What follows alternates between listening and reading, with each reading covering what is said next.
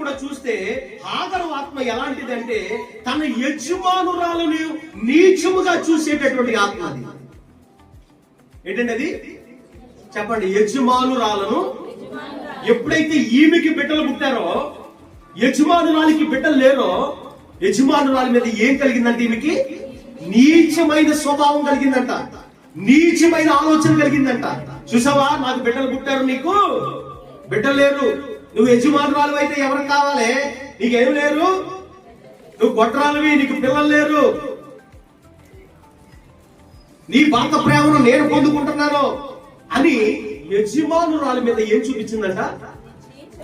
నీచమైనటువంటి ఆలోచనను ప్రదర్శించిందంట. హల్లెలూయా, హల్లెలూయా. చూడక ఆ మాట కూడా త్వరగా తెలుసుకొని తన యజమానురాలు తన దృష్టికి నీచమైనదైందంట. ఇది ఎంతవరకు న్యాయం అండి? అబ్రహాం గుడారంలో ఈ దౌర్భాగ్యం ఉంటుందా? ఉండొచ్చా? ఉండకూడదు.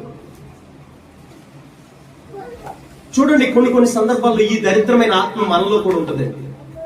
ఏ ఆత్మ? ఇతరుల్ని నీచంగా చూసే ఆత్మ. ఏమవునమ్మా?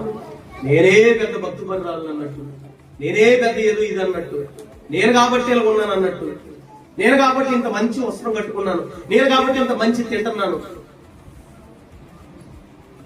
ఎదుటి వాళ్ళని ఎలా చూసే మనసు ఉంటది?